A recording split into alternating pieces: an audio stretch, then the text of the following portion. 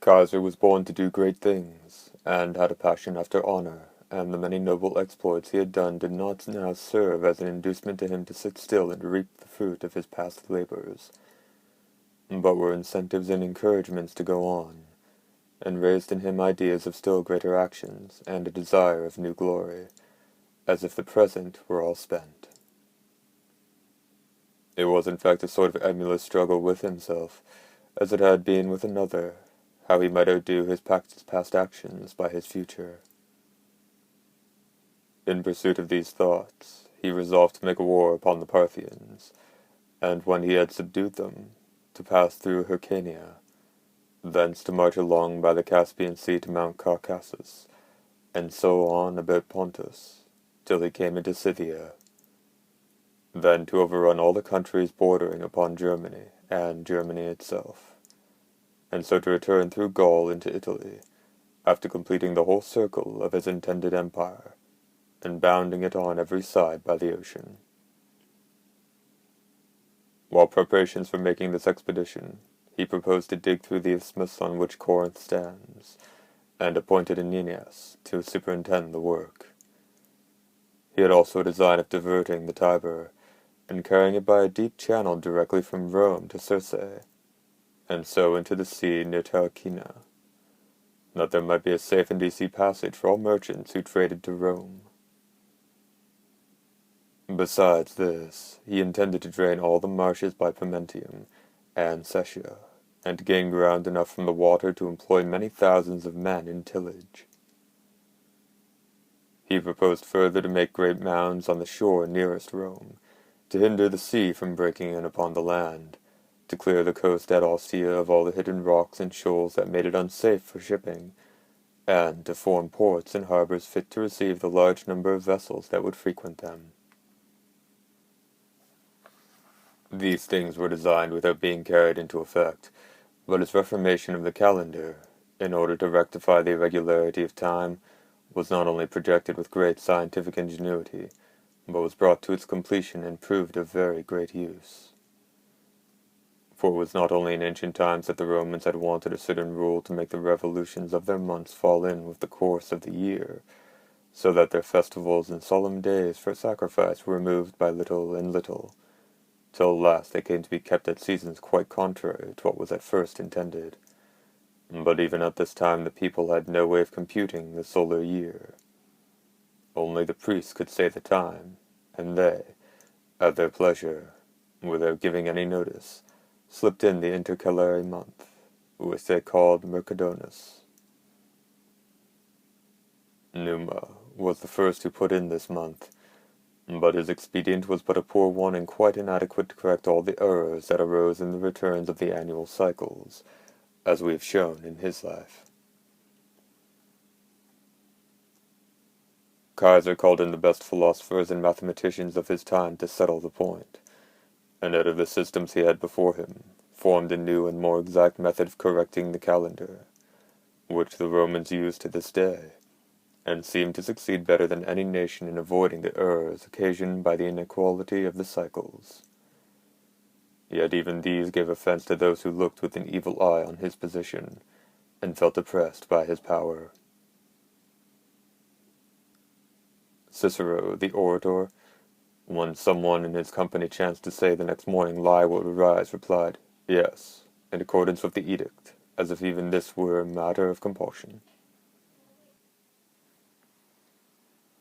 But that which brought upon him the most apparent and mortal hatred was his desire of being king, which gave the common people the first occasion to quarrel with him, and proved the most specious pretense to those who had been his secret enemies all along.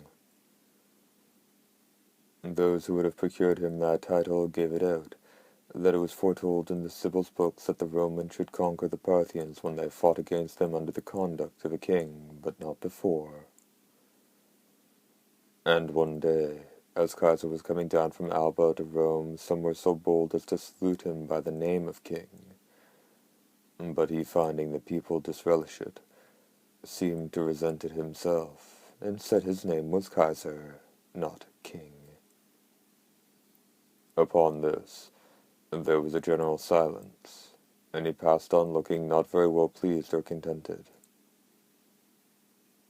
Another time, when the Senate had conferred on him some extravagant honors, he chanced to receive the message as he was sitting on the rostra where, though the consuls and praetors themselves waited on him, attended by the whole body of the Senate, he did not rise, but behaved himself to them as if they had been private men, and told them his honors wanted rather to be retrenched than increased. This treatment offended not only the Senate, but the commonalty too, as if they thought the affront upon the Senate equally reflected upon the whole republic, so that all who could decently leave him went off, looking much discomposed.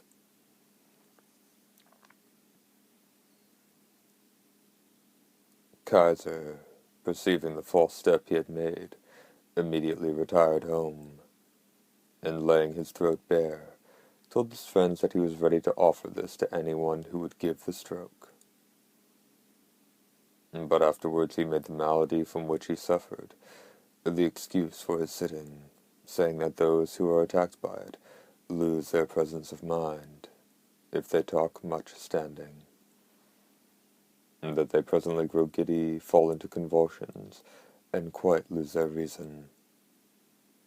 But this was not the reality, for he would willingly have stood up to the Senate, had not Cornelius Balbus, one of his friends, or rather flatterers, hindered him.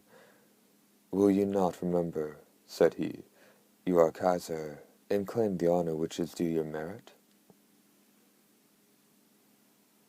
He gave a fresh occasion of resentment by his affront to the tribunes. The Lupercalia were then celebrated, a feast the first institution belonging, as some writers say, to the shepherds, and having some connection with the Arcadian Lycae. Many young noblemen and magistrates run up and down the city with their upper garments off, striking all they meet with thongs of hide by way of sport, and many women, even of the highest rank, place themselves in the way, and hold out their hands to the lash, as boys in school do to the master, out of a belief that it procures an easy labor to those who are with child, and makes those conceive who are barren.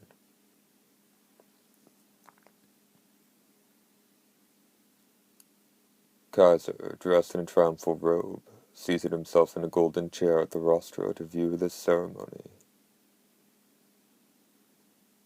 Antony, as consul, was one of those who ran this course, and when he came into the forum, and the people made way for him, he went up and reached to Kaiser a diadem wreathed with laurel. Upon this, there was a shed, but only a slight one, made by the few who were planted there for that purpose. But when Kaiser refused it, there was universal applause. Upon the second offer, very few, and upon the second refusal, all again applauded. Kaiser, finding it would not take, rose up and ordered the crowns to be carried into the capital. Kaiser's statues were afterwards found with royal diadems on their heads. Flavius and Marullus, two tribunes of the people, went presently and pulled them off, and having apprehended those who first saluted Kaiser as king, committed them to prison. The people followed them with acclamations and called them by the name of Brutus, because Brutus was the first who ended the succession of kings, and transferred the power which before was lodged in one man into the hands of the Senate and people. Kaiser so far resented this, that he displaced Marullus and Flavius, and in urging his charges against them, at the same time ridiculed the people, by himself giving the men more than once the name of Bruti and Cumae. This made the multitude turn their thoughts to Marcus Brutus, who by his father's side was thought to be descended from that first Brutus, and by his mother's side from the Serviliae, another noble family, being besides nephew and son-in-law to Cato. But the honors and favors he had received from Kaiser took off the edge from the desires he might himself have felt for overthrowing the new monarchy. For he had not only been pardoned himself after Pompey's defeat at Pharsalia, and had procured the same grace from many of his friends, but was one in whom Kaiser had a particular confidence.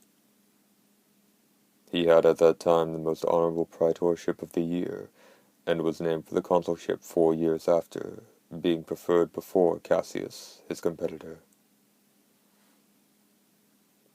Upon the question as to the choice, Caesar, it is related, said that Cassius had the fairer pretensions, but that he could not pass by Brutus.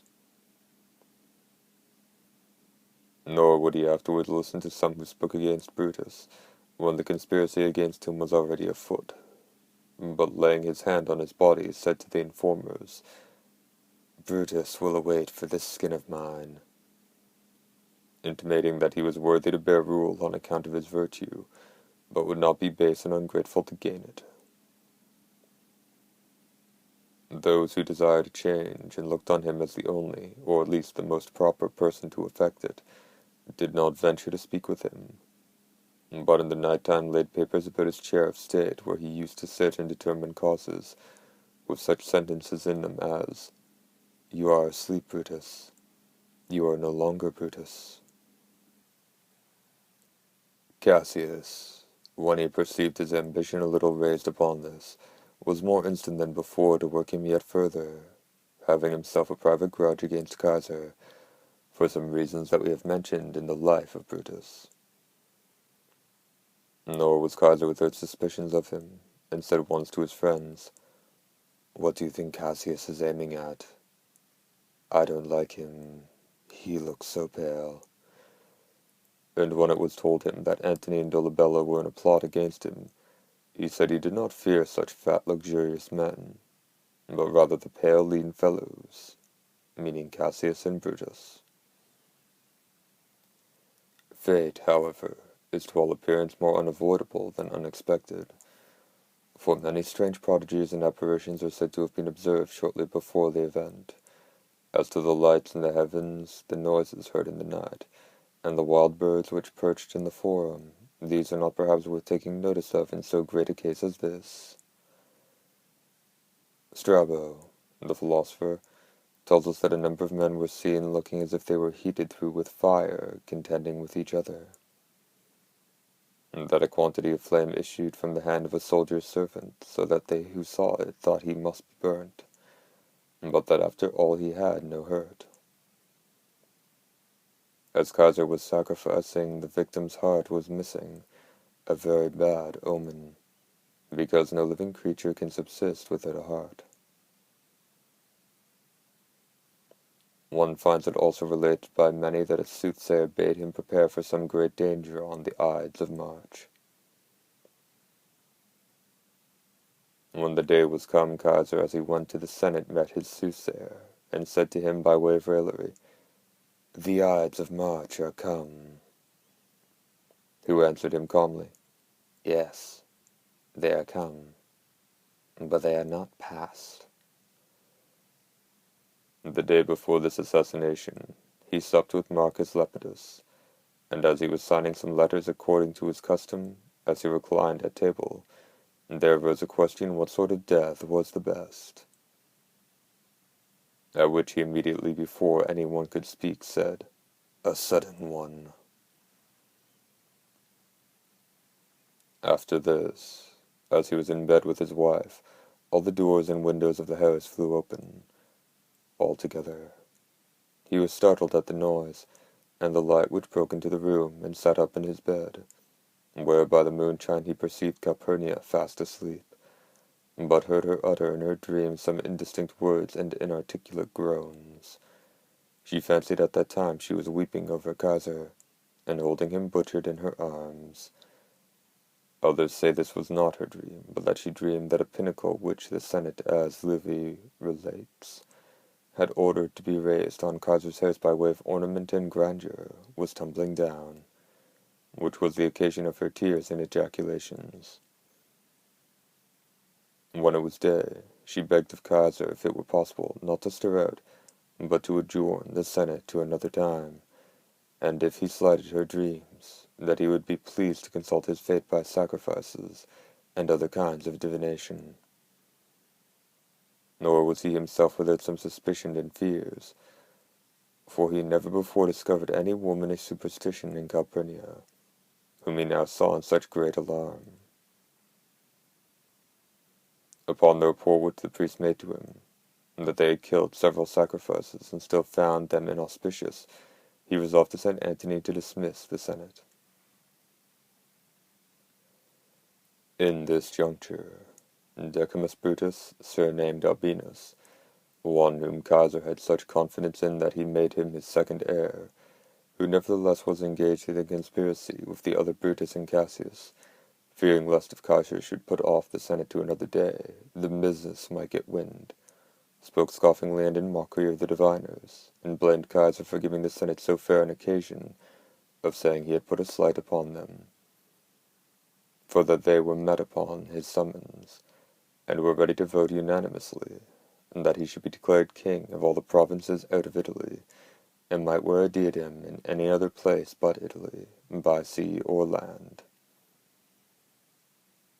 If any one should be sent to tell them they might break up for the present, and meet again when Calpurnia should chance to have better dreams, what would his enemies say? Or would with any patience hear his friends, if they should presume to defend his government as not arbitrary and tyrannical? But if he was possessed so far as to think this day unfortunate, yet it were more decent to go himself to the Senate, and to adjourn it in his own person. Brutus, as he spoke these words, took Caesar by the hand, and conducted him forth.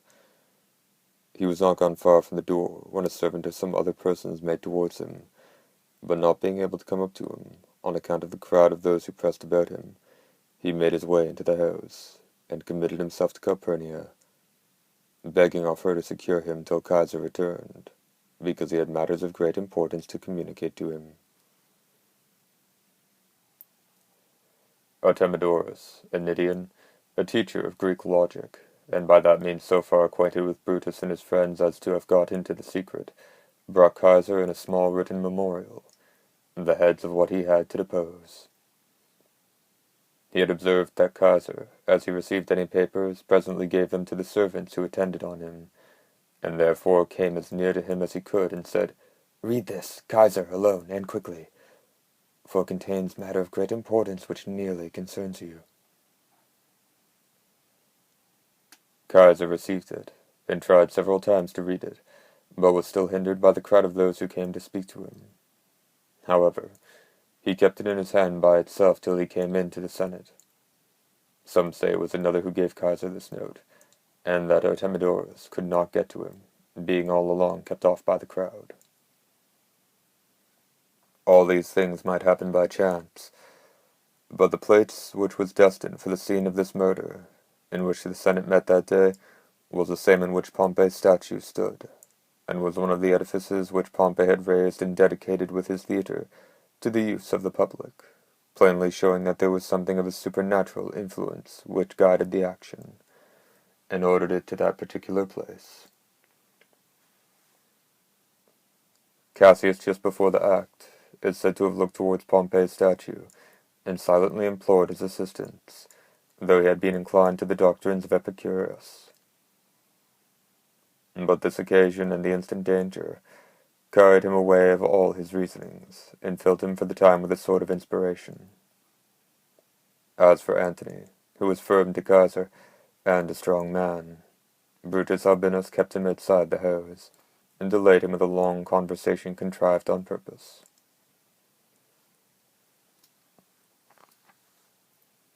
When Caesar entered, the Senate stood up to show their respect to him, and of Brutus's confederates. Some came about his chair and stood behind it. Others met him, pretending to add their petitions to those of Tullus Cimber, in behalf of his brother, who was in exile, and they followed him with their joint supplications till he came to his seat. When he was sat down, he refused to comply with their requests, and upon their urging him further, began to reproach them severally for their importunities, when Tullius, laying hold of his robe with both his hands, pulled it down from his neck, which was a signal for the assault. Casca gave him the first cut in the neck, which was not mortal nor dangerous, as coming from one who at the beginning of such a bold action was probably very much disturbed. Caesar immediately turned about, and laid his hand upon the dagger and kept hold of it. and both of them at the same time cried out that he had received the blow. In Latin, Vile Casca, what does this mean? And he that gave it in Greek to his brother, Brother, help! Upon this first onset, those who were not privy to the design were astonished, and their horror and amazement at what they saw were so great, that they durst not fly, nor assist Kaiser, nor so much as speak a word. But those who came prepared for the business enclosed him on every side, with their naked daggers in their hands.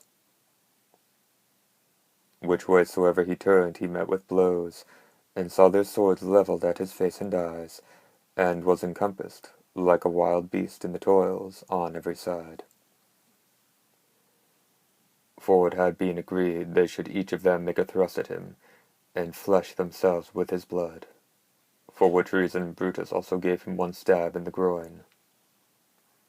Some say that he fought and resisted all the rest, shifting his body to avoid the blows, and calling out for help, but that when he saw Brutus's sword drawn, he covered his face with his robe and submitted, letting himself fall, whether it were by chance, or that he was pushed in that direction by his murderers, at the foot of the pedestal on which Pompey's statue stood, and which was thus wetted with his blood.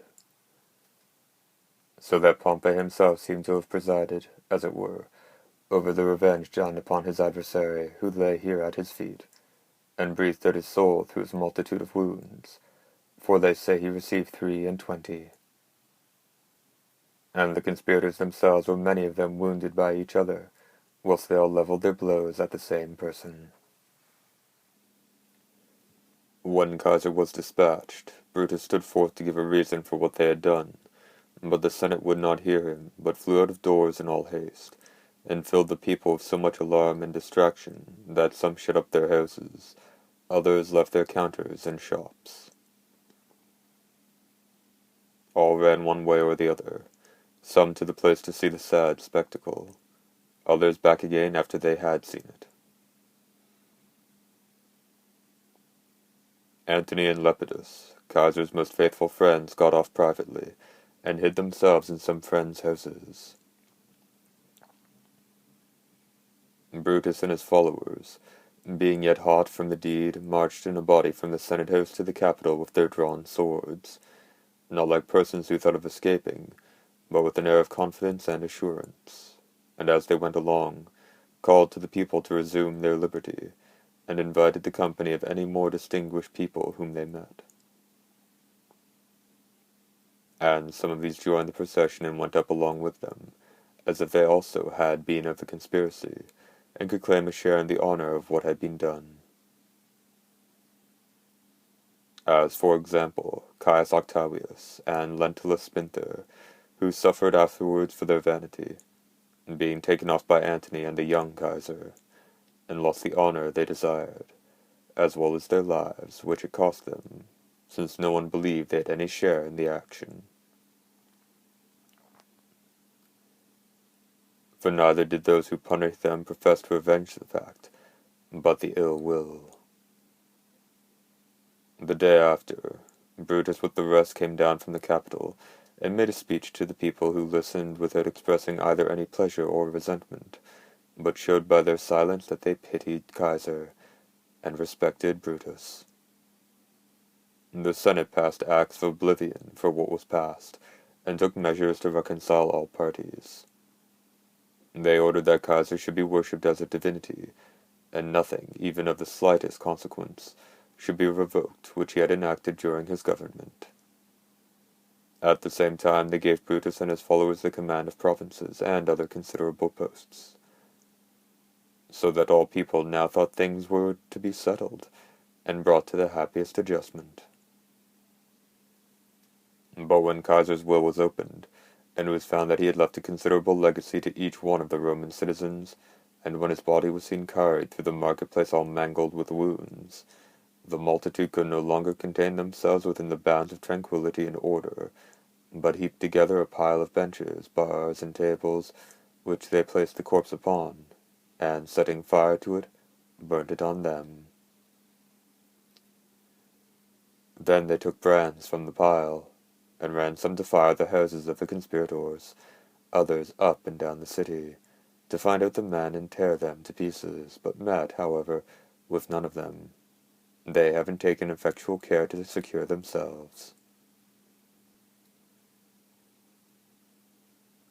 One Kina, a friend of Kaiser's, chanced the night before to have an odd dream. He fancied that Kaiser invited him to supper, and that upon his refusal to go with him, Kaiser took him by the hand and forced him, though he hung back. Upon hearing the report that Kaiser's body was burning in the market-place, he got up and went thither, out of respect to his memory, and though his grief gave him some ill apprehensions, and though he was suffering from a fever. One of the crowd who saw him there asked another who that was, and having learned his name, told it to his next neighbor. It presently passed for a certainty that he was one of the Kaiser's murderers, as, indeed, there was another Kina, a conspirator, and they, taking this to be the man, immediately seized him, and tore him limb from limb upon the spot. Brutus and Cassius, frightened at this, within a few days retired out of the city. What they afterwards did and suffered, and how they died, is written in the life of Brutus. Caesar died in his 56th year, not having survived Pompey above 4 years. That empire and power which he had pursued through the whole course of his life with so much hazard, he did at last with much difficulty compass, but reaped no other fruits from it than the empty name and invidious glory. But the great genius which attended him through his lifetime, even after his death, remained as the avenger of his murder, pursuing through every sea and land all those who were concerned in it, and suffering none to escape, but reaching all who in any sort or kind were either actually engaged in the fact, or by their counsels any way promoted it.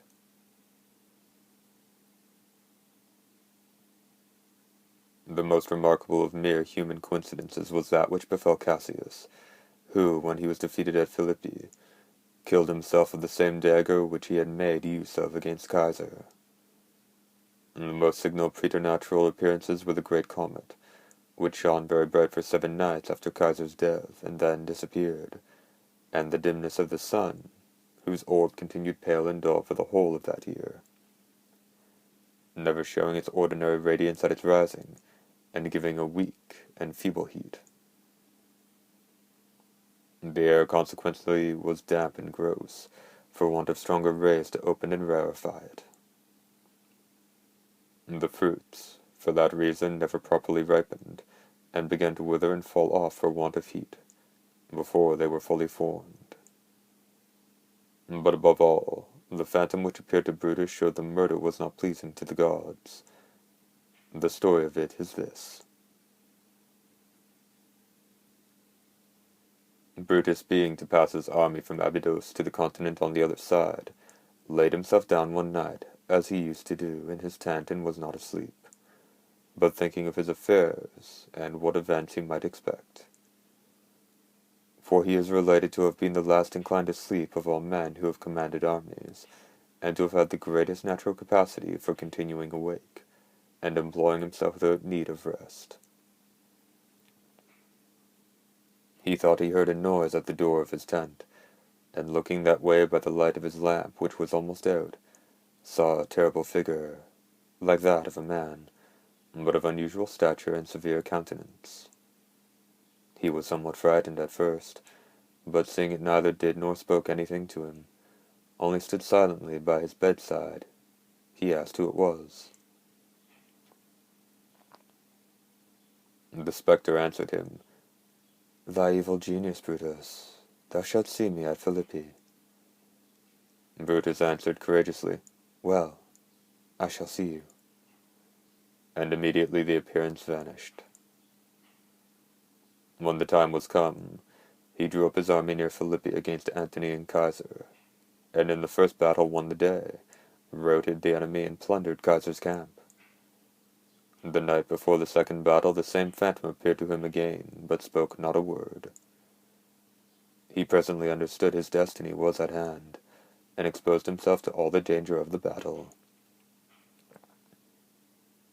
Yet he did not die in the fight, but seeing his men defeated, got up to the top of a rock, and there presenting his sword to his naked breast, and assisted, as they say, by a friend, who helped him give the thrust, met his death. Life of Kaiser, End.